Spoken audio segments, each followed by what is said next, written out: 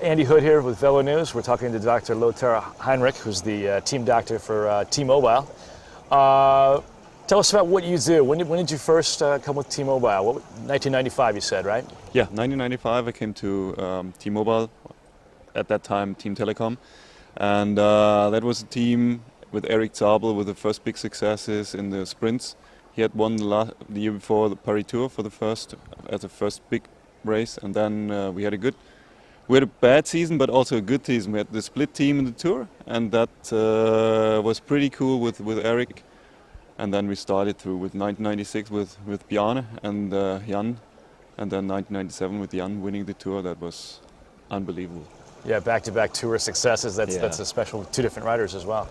How has the medical team changed over the years? How many doctors did you have then, and what do you have now?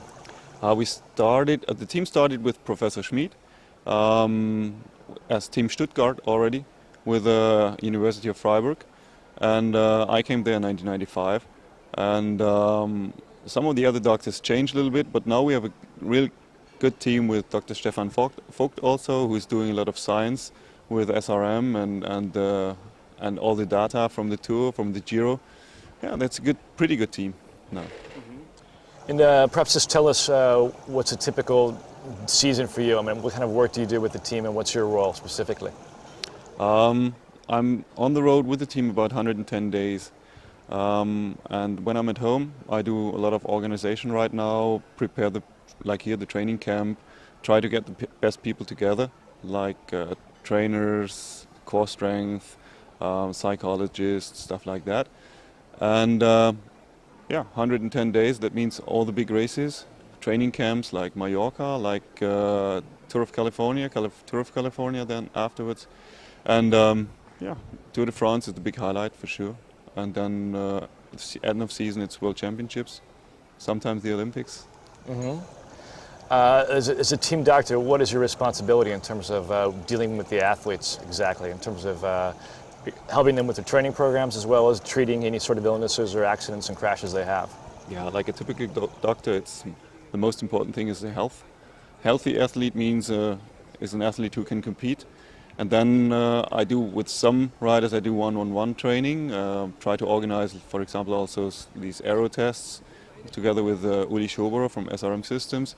And it's quite a lot of different things to do. And this year I do a lot of management, like I said, getting the best people together, like training peaks, like athlete performance with the group of Mark Verstegen. We have two core strength trainers here. It's a pretty good team. We're real American right now. Is it? Yeah. Yeah. No, Training Peaks, that's an interesting program. We've been talking to those guys about that program. How is that helping you on your end to deal with the athletes and their training programs? You know, we have now a new training coordinator, Sebastian Weber, and he tries to get everything together from 29 riders. And for that you need a really good data bank and also the possibility to write training plans and get it web-based, because everything else is a lot of work, and just to get everything synchronized, to get analysis out of that all sports directors can get online and have all data directly. That's the best, for me, the best system right now. And I know the guys from my time when I was in Colorado Springs, and yeah, I know they're enthusiasts, so it's good. You send an email, you get the answer, and they try to get everything done. It just makes it a lot easier then to really communicate with the athlete, to stay up to date with their training, and give the feedback back to them. Yeah, sure. Mm-hmm. Like, for example, Dirk Friel, he's riding like a pro now here. He's visiting the training camp and just joining the athletes, riding with them on the bike and discussing all the problems, and that makes it much easier. Mm-hmm. Now, obviously the team went through a lot of turmoil last year with Jan Ulrich and the whole Operación Puerto. Mm-hmm. The team's instituted some pretty big changes coming into this season. What kind of things have you changed with the team?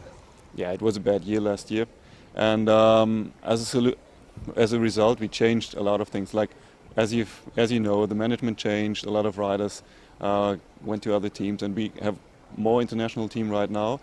We have a real good support program for our riders, because I think it's the most important thing to prevent doping is to have a good support for the riders to get their abilities to the point and to be competitive. And like I said before, we have now athletic trainers. We have a really good scientifically working training coordinator. And we have a sports psychologist. We have a lot of things. We try to get peak performance out of our riders.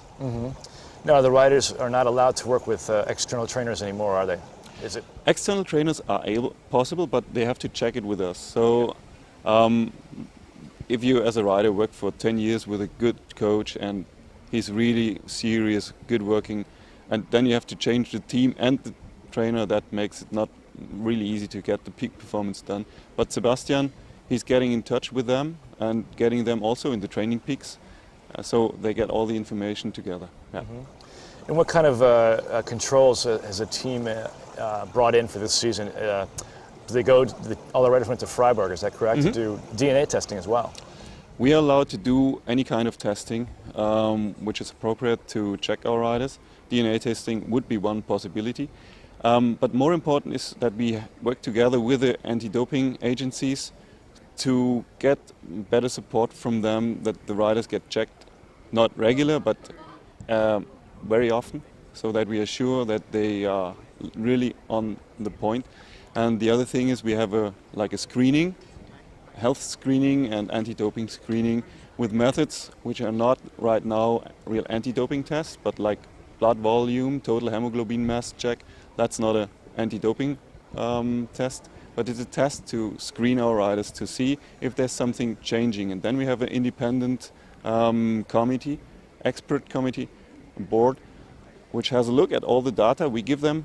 We are really transparent to them, and they get all the data they want, and then they decide what to do. And the management can then take the chance and punish riders if it's something wrong with them. The blood volume test is an interesting test. How does that work? I mean, what's the science behind that?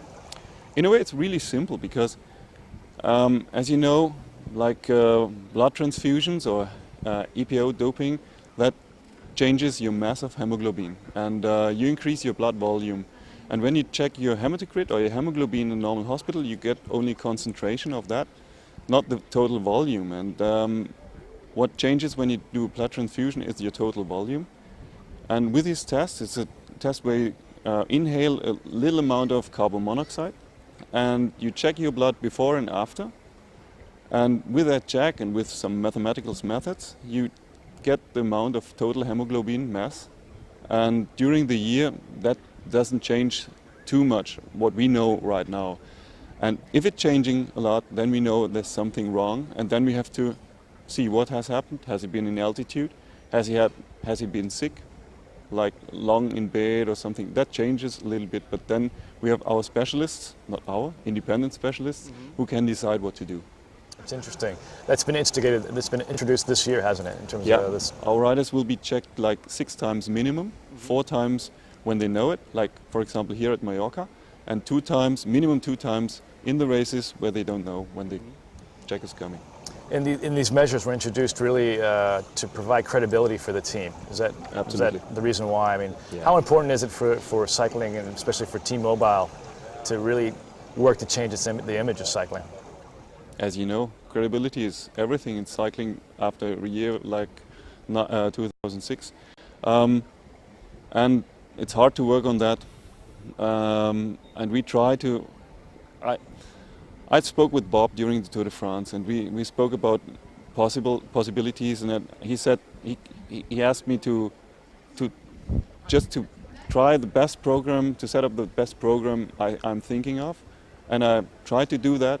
And he said, yes, we do this and nothing else, and that gives me a lot of confidence in that program, and I hope I can give this confidence to the fans and to the enthusiasts too.